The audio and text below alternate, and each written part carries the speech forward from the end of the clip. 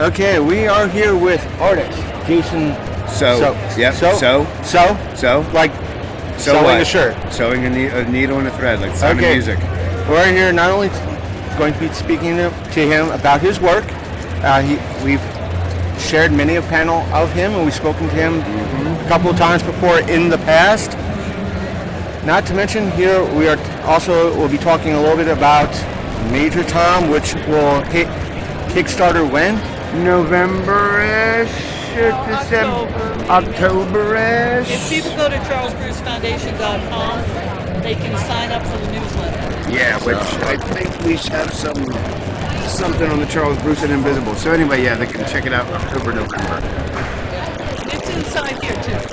Charles Bruce Foundation. It's inside the. Sorry. No, jump in there. And you can email me at epicjourney10. Yeah, I was gonna say, there it is. charlesbrucefoundation.com. You can sign up for the newsletter. You'll find out when the Kickstarter comes out and then when the comic comes out. And the big party we're going to have. Hello. What are you guys doing? Good, how are you? I'm alright. You guys want a free print? Free, no money. That's not a free print. Those are free prints. Free. This is a comic book, but those are prints. Alright. Well, maybe look for stuff on the way out. Okay. You take one and I'll take one. Do you want me to sign them? Sure. Alright. What's your claim to fame? Drawing. Huh? Just drawing. Jason draw these? Yes, ma'am. Oh, wow. He's very talented, You look behind me, you'll see independent. all my stuff. That's really great. Look what James, he's a real artist. Right behind you. Yeah. All my art, yep. All these comments, all this stuff, I did it all. On the charity auction. For those of you that's for free. This is located in row C. How about that? We'll see you on the way out. We have some awesome things up here to help out the I do have a special one coloring book. It's 2 for 10, and prints are 1 for 10, 2 for 20. I'm sorry. No, it's okay. What we're going to do, if we 3 p.m. can you run deflection in the front, and I'll do the interview, and you'll just deflect away, just for a few minutes, or sell them on the spot. Sell them on the spot. No, just keep your hands in your pockets. Okay. Do the deflection and Or if you sell it, I'll make change, and it'll be great. I'll look like I'm doing drug deals on camera. It'll be great. So anyway, we're going to talk about Major Tom. So I gave it a read. It's very interesting. Okay. Heck, I might, when it comes out, I might give a couple bucks. You said it was going to be on Kickstarter? Kickstarter, yeah. So, you're selling the ash can here at Florida State Comic-Con Harrisburg. We're not selling it, we're giving it away. So the deal is, if you spend $10 at my booth, I give you an ash can, which is the 10-page preview of Major Tom, right? So it's just a little snippet of the story. The story is going to be a 50-page, one-shot story. And it's going to be amazing color. Right here, we got a colorist named Cristiano Cruz that did all the interior work. All the interior colors. The whole book will be that. But there's Major Tom, our main hero. Yep. What can you tell me about this story, if you can? Oh, if you're not, sure. yeah, It's basically a story about the power of imagination. So Major Tom, Wham, this character right here is based off of like the Charles Bruce Foundation mascot. So I wanted to do a story with it because I really enjoyed working with the Charles Bruce Foundation and Patty and Chad. So I used their character and we just changed it because we weren't going to call him Wham. So we changed it to Major Tom, sort of like an homage to David Bowie. Yep. Because that was my thought process. Because it's like I'm thinking Spiders from Mars. That's not a dead giveaway. Then you don't know David Bowie, but that's okay if you don't, right? You'll see a little bit of that in there. And it's basically a story about a space ranger that needs to go and locate a rover on Mars. One of the things I noticed with the book, again, it's a preview. I don't have the full comic or graphic novel in hand, but with the preview, it seems that Major Tom is the standard silent protagonist. Yes. He doesn't talk at all. And throughout, could you tell us why you chose having a silent protagonist, or what the appeal is of having that? So what was it, like, Patty, you think the story we wanted the story to tell itself, and one of the deals was we weren't going to have Major Tom talk. Just tell a story without somebody explaining everything to you. Or, being like, I'll beat your butt, that kind of deal. That's awesome. That's not my art? I'm sorry. That's his. Was that his art? Yeah, that's his art. Yeah, Nick's. I think he's. Okay. I don't mean to critique your work. No, or by the all story means. at all. But with some silent protagonists, you see that they're silent, but you have a way of telling how they're feeling through facial expression, or. We didn't have that luxury. We didn't have that luxury at all. So we just had to rely on the story, right? I was like the drawing visual aspect of it. I wasn't going to be able to show you that Major Tom was surprised unless I did it with his body. I wasn't going to show you that he was scared unless I did it with his body. I know a lot of this. Is it? Yes. It is. Okay. I know some of the questions might be softball. I Okay. apologize. It's okay. I'll hit him out of the park.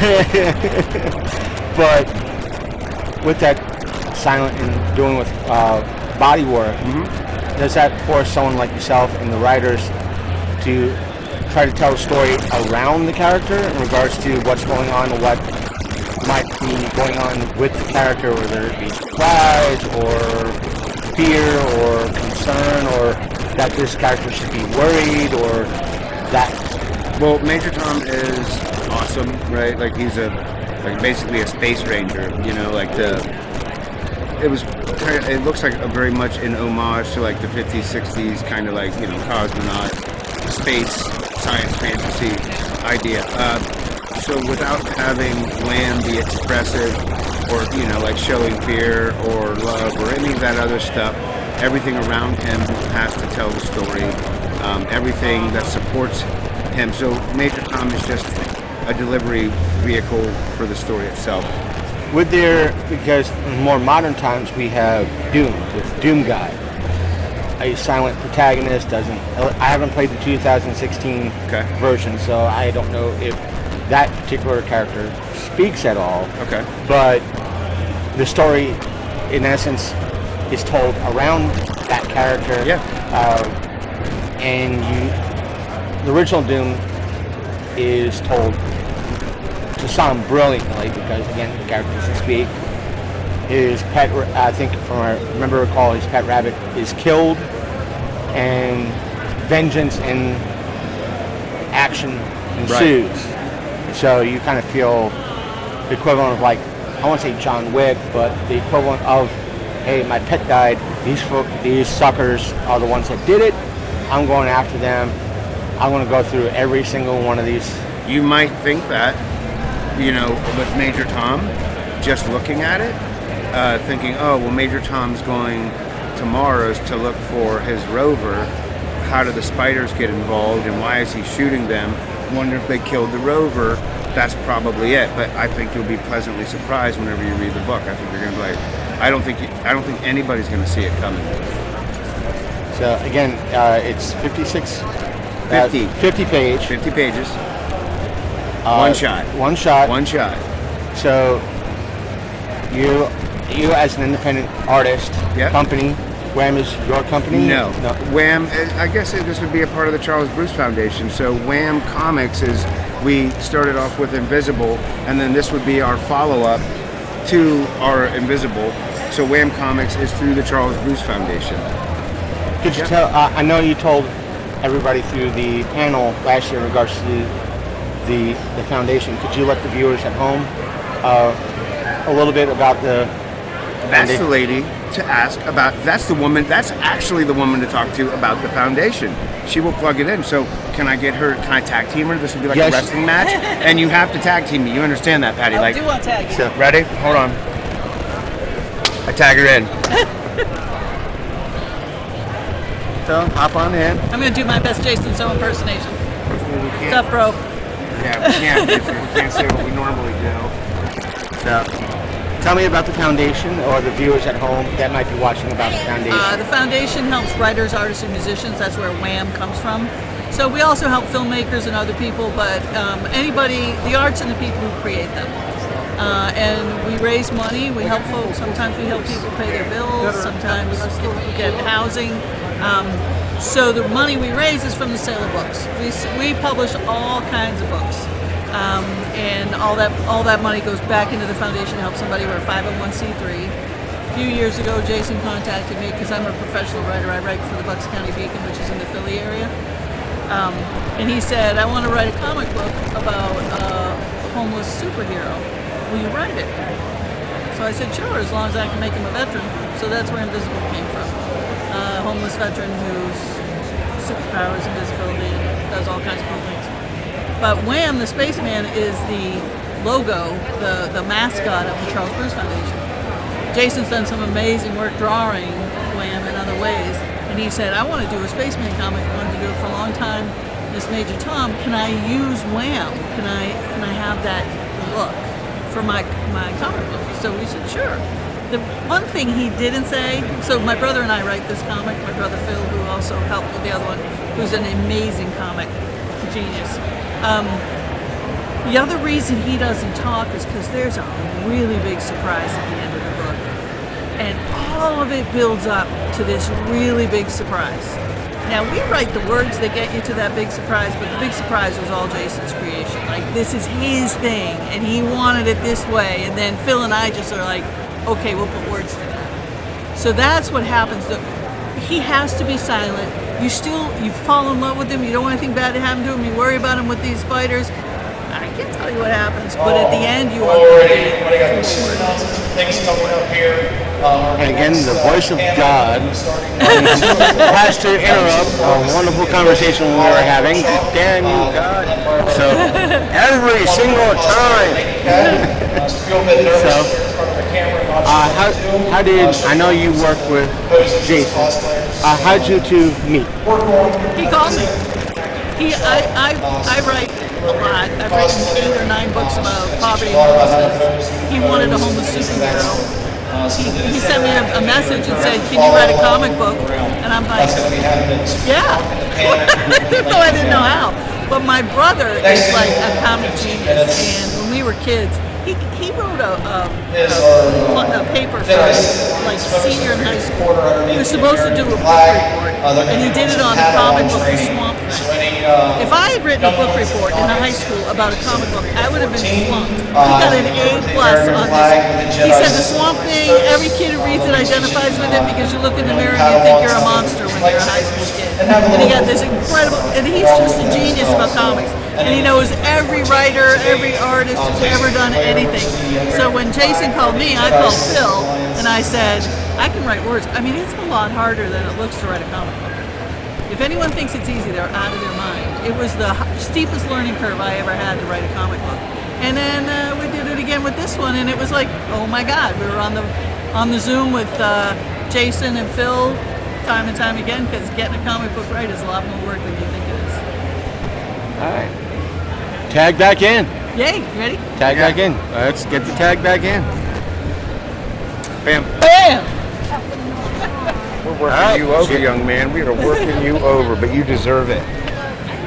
Okay. Jason, yes. Back to you. Back to me. Back to you. We heard her part in regards to everything. Yeah. Now back to you. How'd you get your start in drawing comics? What brought you? It's like, I want to start doing this, especially with a lot of horror type themes and probably like sheer stupidity. No, I'm joking. I've just always enjoyed doing comics, that kind of art, and then it was just a natural transition to do books. Yep. But what really gave me my start was Ron Good from God Awful Comics, because I was younger in my career and I just brought my portfolio over to show him. He's like, why don't you do sequential work? And I'm like, what do you mean? I don't know how.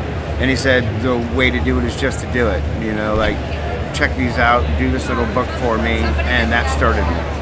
Right? And it was weird because it was, the format was sideways instead of vertical, like a traditional comic. Ron does his books horizontal. Yeah, so it was interesting to start that way. And then after that, I just never looked back. Yep. So with Major Tom hitting Kickstarter this November. Right, October, November. Yep. Is there anything in the future beyond Major Tom that the viewers should know about? I mean, of course, there's always stuff in the pipelines. Most people get the boomerang effect, so when they see books, I'm already 6 months past it. But what's coming down the pipeline would be Necroman issue 4, and then probably Jim Bob John 3, and then a super secret project that I'm doing with my buddy that's a horror book. That'll be a one-shot as well. And that's, so far I have 3 books on deck, right? So that'll keep me busy for half a year. Not to mention you usually show up to events like Forest State Comic Con, Harrisburg, and Hagerstown. I do. Amongst many other and you're not shows drawing, you're not drawing pages at these things, right? So that does take a little bit of time out of my schedule. But I like to work around it because you got to meet fans, you got to talk to people, you got to do and promote podcasts and promote. Yeah, and promote. Pass the flash. Let everybody know what's going on. That's cool. It's been nice speaking with you, Jason. We appreciate it. And as always, I'll let you know when it gets posted up. Hell yeah. So